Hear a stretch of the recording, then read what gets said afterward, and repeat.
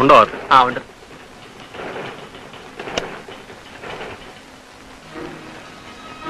Good afternoon. Good afternoon. ഞാൻ ചേംബർ circle inspector Simon. Hello, ഇരിക്കും. Thank you. ഇന്ന് വെളുപ്പിന് ഞങ്ങളുടെ ബി സെക്ഷനിലെ കടപ്പുറത്ത് ഡെഡ് ബോഡി അടിഞ്ഞു കയറി.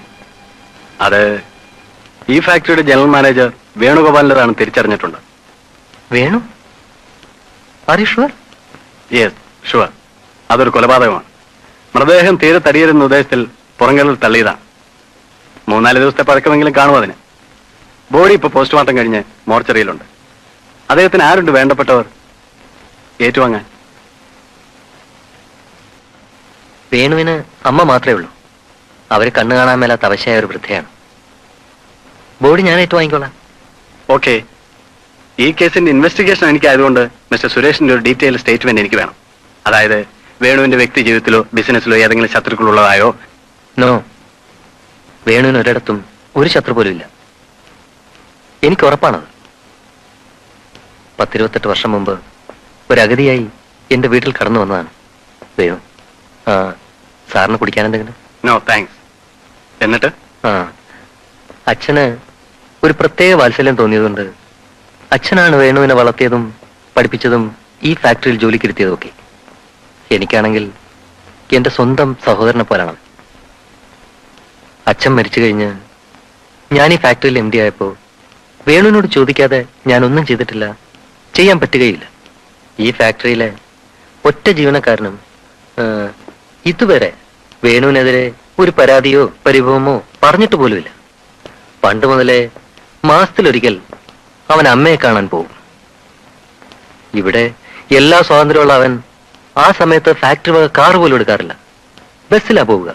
അത്രയ്ക്ക് ക്ലീൻ ആയിരുന്നു വേണു. ആ വേണുവിനെ ആരെങ്കിലും കൊല ചെയ്യാന്ന് പറഞ്ഞാൽ, sir are you dead sure Venu തന്നെയാണെന്ന്? Yes, dead sure. എങ്കിൽ ഞാൻ ഉടനെ വരികയാണ്. ബോഡി ഏറ്റുവാങ്ങണം, അവന്റെ അമ്മയെ കാണണം. ശരി, നമുക്ക് അവിടെ വെച്ച് സംസാരിക്കാം. ഈ കേസിന്റെ അന്വേഷണത്തിന് വേണ്ടി മിസ്റ്റർ സുരേഷിന്റെ എല്ലാ സഹായവും എനിക്ക് വേണം. Sure. Thank you. Bye. By.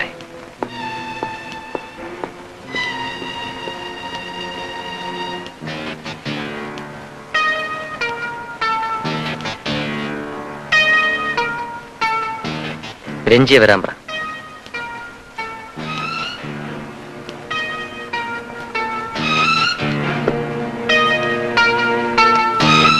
Sir,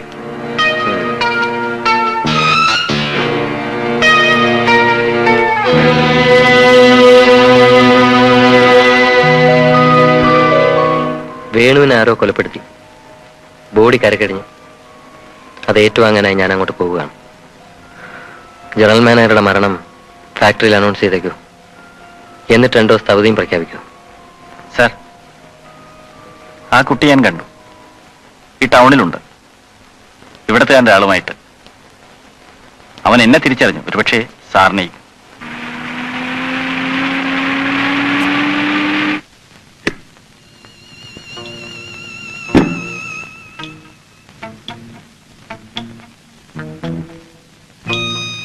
എന്തായി സർ? ആ അപകടം എത്രയും വേഗം ഇല്ലാതാക്കുന്നതാണ് നല്ലത്. വേണുഗോപാലിന്റെ മൃതശരീരം കരയ്ക്കടിഞ്ഞത് തന്നെ ഒരു ദുസ്സൂചനയാണ്. കുട്ടിയെ ഏതെങ്കിലും വഴിയിലൂടെ തട്ടിയെടുക്കുക, എന്നിട്ട് എവിടെയെങ്കിലും കൊണ്ട് ഉപേക്ഷിക്കുക. കഴിയുന്നില്ല എങ്കിൽ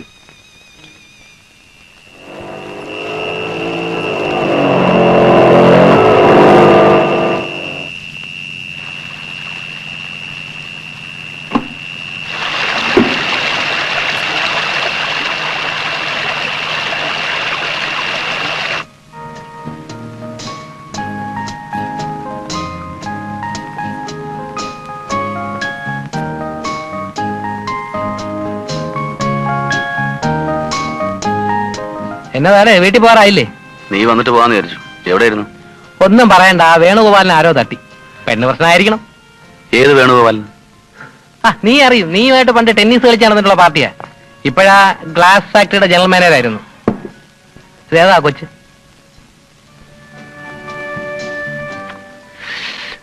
ഒരു സമ്മാനം. സമ്മാനമോ? ആരാടാ ഈ കുട്ടി? ആ, വീട്ടിൽ നിന്നും ഇറങ്ങി പോന്നതാ. ആരാന്നറിയില്ല. നല്ല പനിയുണ്ടെന്ന് തോന്നുന്നു. ചോദിച്ചിട്ടൊന്നും പറയുന്നുമില്ല. അതിന് നീ എന്തിനാ കൊണ്ടു നടക്കുന്നത്? ഒരു രസം. നീ ചുമ്മാ ആവശ്യമില്ലാത്ത ഏടാവണമെന്ന് വലിച്ച് തലയിൽ വെക്കരുത്, പറഞ്ഞേക്കാം. ചുമ്മാ.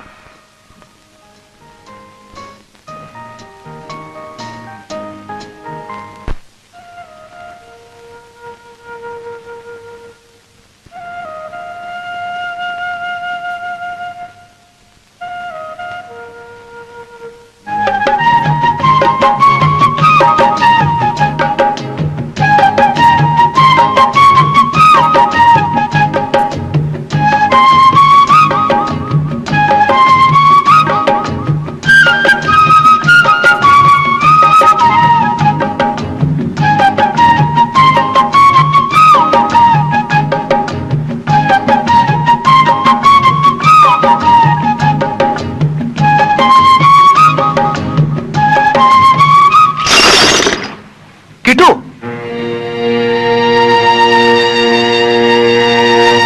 കിട്ടു.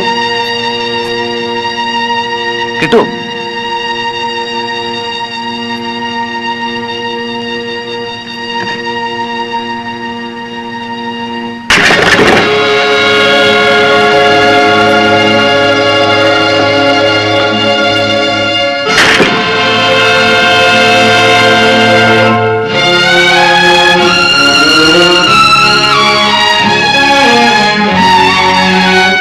കിട്ടു മോനെ, നിനക്ക് ചെവി കേൾക്കില്ലടാ പൊന്നുമോനെ.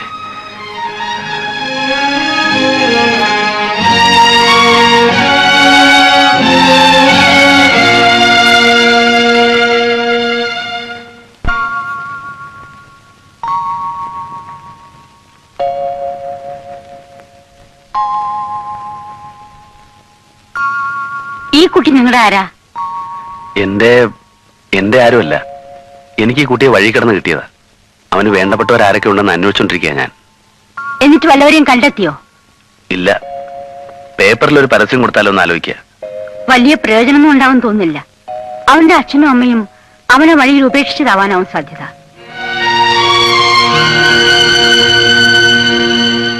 ആ കുട്ടിക്ക് ജന്മനാ ചെവി കേൾക്കില്ല.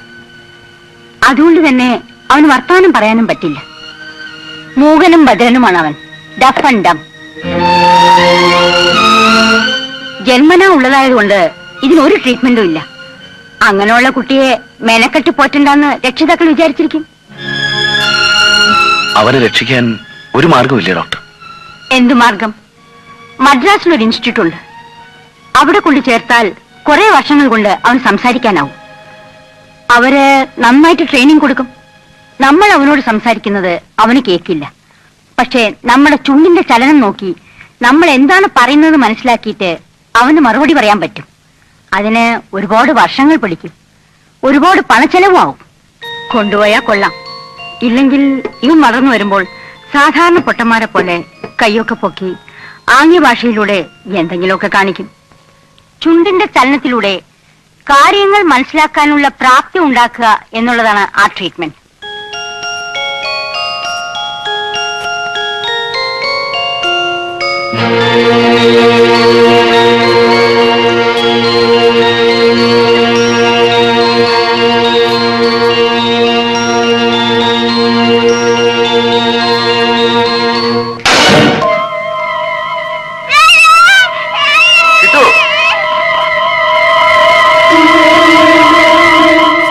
ആരാ മോനെ അത്?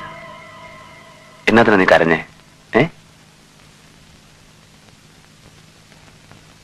നിന്നെ വേണ്ടാത്തവിടെ കളിപ്പാട്ടം നിനക്കും വേണ്ട മോനെ. ഞാൻ വാങ്ങിത്തരാം. ഒരുപാട് ഒരുപാട് ഒത്തിരി ഒത്തിരി. വാ.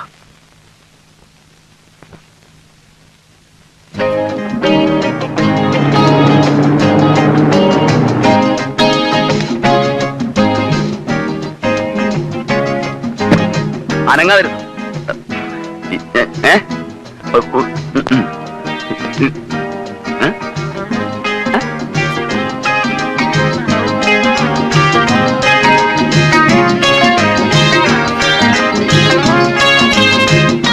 എനിക്ക് കുറെ ടോയ്സ് വേണം. എന്ത് വേണം സാർ? അങ്ങനെ പ്രത്യേകിച്ച് തരംതിരൊന്നുമില്ല. ഒരു കുട്ടി കളിക്കാൻ എന്തൊക്കെ വേണോ അതല്ല.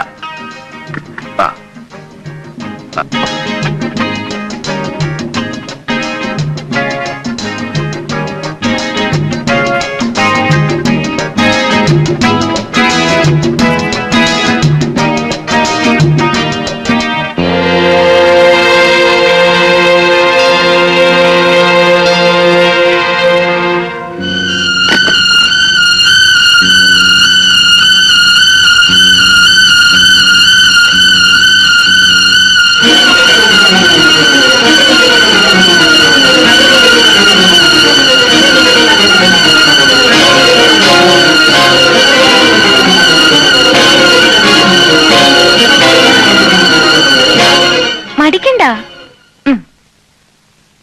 ഇനിയും വേണോ?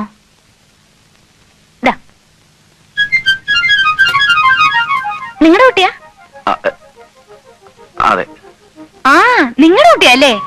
എന്താന്നറിയില്ല, എന്റെ അടുത്ത് വന്ന് ഏതോ മുജ്ജന്മ പരിചയം പോലെ കയ്യെ പിടിക്കുന്നോ സാരിയെ പിടിക്കുന്നോ, വല്ലാത്ത സ്നേഹപ്രകടനം. ചോദിച്ചാലൊന്നും പറയില്ല, പക്ഷെ ചോക്ലേറ്റ്സ് എത്ര കൊടുത്താലും വാങ്ങിച്ചോളും. എന്താ പേര്? പേരെന്തുവാ? കിട്ടു. Hi, beautiful name. പപ്പരുത്തേക്കോ. എന്നെ എവിടെങ്കിലും വെച്ച് കണ്ടു കാണും, അതായി പരിചയം. ഏതായാലും കിട്ടുമെന്ന് എനിക്ക് ഒത്തിരി ഇഷ്ടമായി. കിട്ടു, പപ്പയും മമ്മിയും കുട്ടി ഒരിക്കൽ വീട്ടിൽ വരണം. ഇതെന്റെ അച്ഛന്റെ വിസിറ്റിംഗ് കാർഡ്. എന്റെ പേര് നീത. ഫോൺ നമ്പർ ഇതിലുണ്ട്. വൈഫിനെയും കൂട്ടി തീർച്ചയായും വീട്ടിൽ വരണേ. കിട്ടു, എന്നാ ഞാൻ പോട്ടെ? കിട്ടു, വരാതിരിക്കരുത്. ചോക്ലേറ്റ്സ് തരാം, ഒത്തിരി, ഒരുപാട് ഒത്തിരി. പോട്ടെ.